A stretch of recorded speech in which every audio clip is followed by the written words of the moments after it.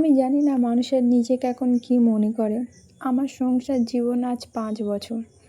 আমি গোটা ২-৩ বছর দেখছি মানুষ এত ডিভোর্স নিচ্ছে, এত সাংসারিক মানসিক চাপে আছে। কত মানুষ এই সাংসারিক চাপের জন্য সুসাইড করছে। মানে বিয়েটা যেন ছেলে খেলা। ৬ মাস ঘর সংসার করছে, ভালো লাগছে না, আর করব না। মানে ছেলে হোক মেয়ে হোক উভয় এমন বলছে। কেন আমি জানি না, সংসার জীবনে দুজনকে একটু মানিয়ে নেওয়াই দরকার। মনে করছি একে চেঞ্জ করে ওকে বিয়ে করলে আমি সুখী হব, কিন্তু না।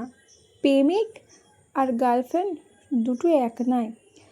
প্রেমিকা সবসময় চাবে যে তার প্রেমিক ভালো, খারাপ দোষ গুণ দেখবে না, কিন্তু একটা হাজব্যান্ডের ভালো দোষ গুণ, খারাপ দোষ গুণ তার বউ দেখবে। মেয়েটা মনে করে আমার প্রেমিক যেমন ছিল হাজব্যান্ড তেমন নয় কেন, বা যারা প্রেম করে বিয়ে করছে তারাই ভাবছে আগে যেমন ছিল এখন তেমন নয় কেন। কিন্তু বাস্তবতা খুবই কঠিন।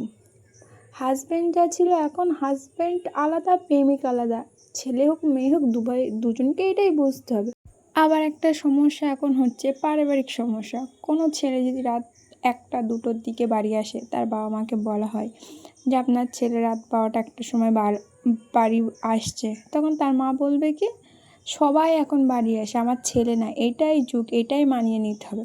আবার অন্যদিকে একটা ছেলের মা যদি বলে আপনার মেয়ে না ঘুম থেকে ৯টায় ওঠে, তখন তার মা কি বলে যে না, এখন সবাই ৯টার দিকে ওঠে, ও কি ৬টার সময় উঠে থাকবে। আগে যেরকম আগের যুগে একটু বাপ মা শক্ত ছিল, ছেলে হোক মেয়ে উভয়ের বাপ মা একটু দোষ গুণ হলে একটু আঁটতো। এখন সব বেস্ট ফ্রেন্ড, মেয়ে যেটা বলবে মাও সেটা শুনছে, ছেলে যেটা বলছে ছেলের মাও সেটা শুনছে। এরকম করে বারবার ডিভোর্স হচ্ছে। একটা মেয়ে ৩বার বিয়ে, একটা ছেলে ৩বার বিয়ে, কী জানি।